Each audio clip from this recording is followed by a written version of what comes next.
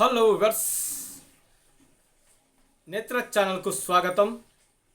అయితే గత ప్రభుత్వం ఉన్నప్పుడు ఏదైతే బీఆర్ఎస్ ప్రభుత్వం ఉన్నప్పుడు రైతు భరోసా కింద ఏడాదికి 2 దఫాల కింద 5,000 రూపాయలు, ఒక ఫస్ట్ దఫా కింద 5,000, రెండవ దఫా కింద 5,000, ఏడాదికి మొత్తము కలిపి 10,000 రూపాయలు ఎకరం చొప్పున గత ప్రభుత్వం రైతులకు వేసేది.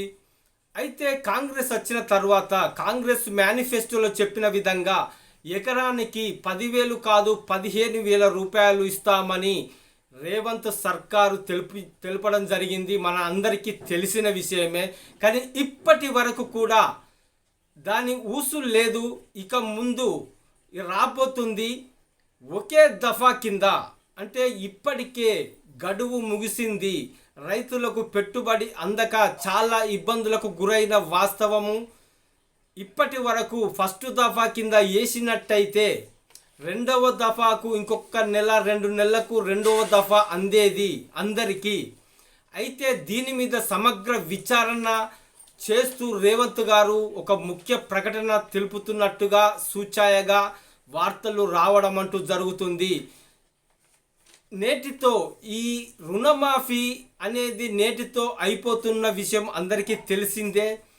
ఇకపోతే రైతు భరోసా కింద 15,000 ఏడాదికి ఎకరంకి చొప్పున మన కాంగ్రెస్ గవర్నమెంట్ వేయాల్సిందా ఉన్న కారణంగా అయితే ఒక దఫా కింద 7,500, రెండవ దఫా కింద 7,500 రూపాయలు వేస్తున్నది మాట అనేది మనకు తెలిసిన విషయమే.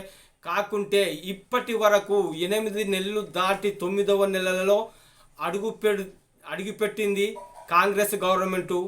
ఇప్పటి వరకు ఫస్ట్ దఫా వేస్తే ఇది రెండవ దఫా కిందికి వచ్చేది ఈ టైం వరకు. అయితే దీనికి కార్యాచరణ రూపొందిస్తూ కాంగ్రెస్ ప్రభుత్వము ఒకే దఫా కింద ఈ ఏటా ఈ సంవత్సరము 15,000 రూపాయలు ఒకేసారి వేయనున్నట్టుగా వార్తలు రావడం అంటూ జరుగుతుంది. అది వేస్తే కనుక ఈ దసరా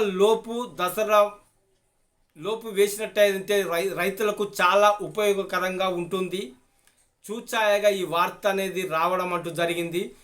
2 దఫాల కింద కాకుండా ఒకే దఫాలో 15,000 రూపాయలు రైతులకు రైతు భరోసా కింద వేయడం అంటూ జరుగుతుంది Congress government. Okay, thank you.